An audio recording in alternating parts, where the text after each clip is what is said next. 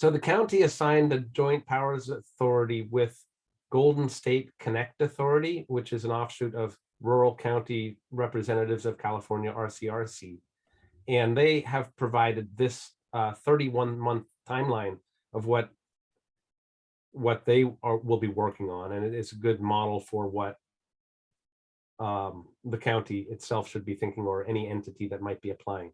I mean, it includes strategic planning and lobbying and advocacy, program progression, the financing, contractor ramp up, design and final engineering, marketing and sales. And as you see, certain things need to be accomplished before other things can be initiated.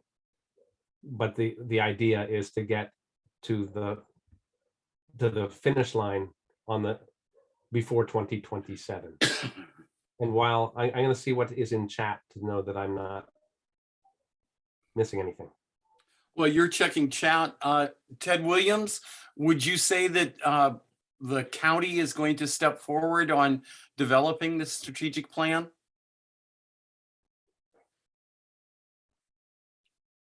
I apologize. I have a fire districts meeting going and I didn't hear the first part of that.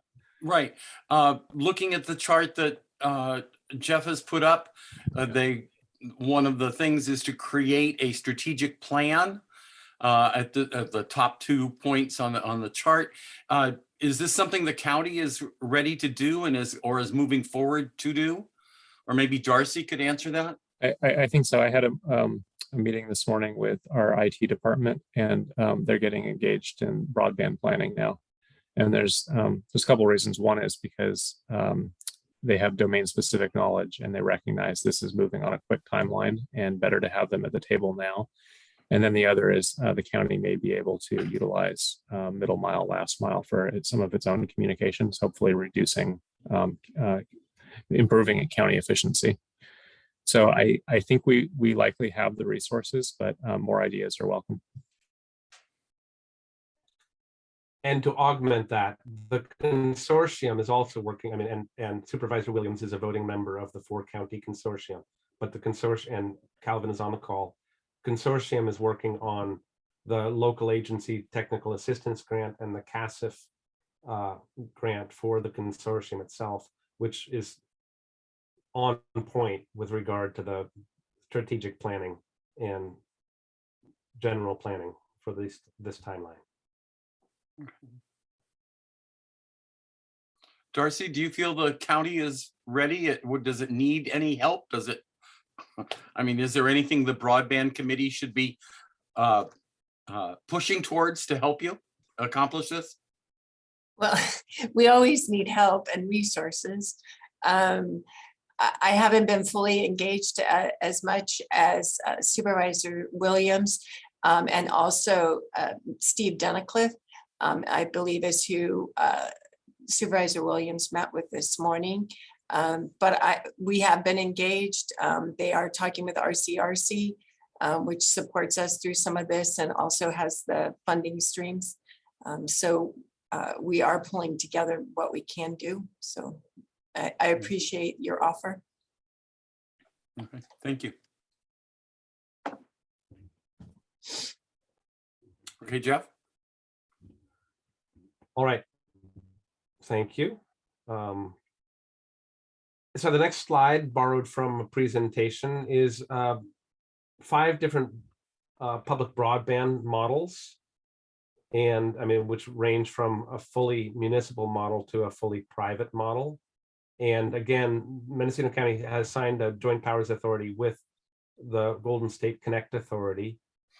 And I think that they are more on the publicly owned model, but I don't know exactly which one of these best fits their plans.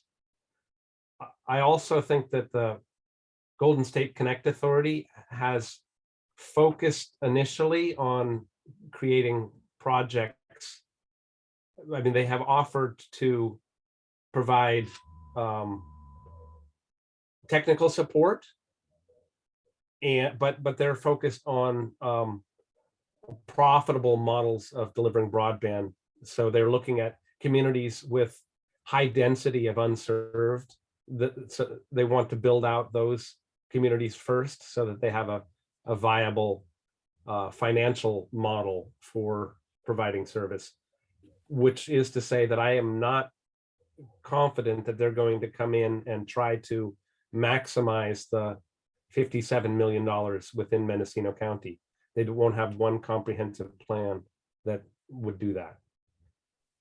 But I mean, I think that this is a great slide for understanding how this might work, and the example, the cities provides examples of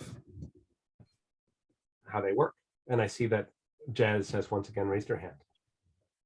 I'm not sure if this is too obvious of a question, but I have to ask. So in terms of the physical infrastructure, the idea is underground wires all the way through. Is that what we're talking about? Well, again, we have to divide it between the middle mile and the last mile. And I think the state's intent with regard to the middle mile is do as much underground fiber optics as possible. And they put in the words as possible because there might be occasions where they will look to aerial fiber strung between poles. And I think that Highway 162, and I was on with the Redwood Valley Municipal Advisory Committee earlier in the week, and there is an example of where there's a little unknown with regard to, I think that Charter Communications or a carrier, I might have the carrier wrong, has strong aerial fiber to Covelo, but it's unlit, and really, so there's questions as to how that, because of the cost of 162, Highway 162, trenching all of 162, it might turn out that fiber is leased from the carrier to Covelo. Also, I think that the right-of-way might not be Highway 162, instead come in from Laytonville, but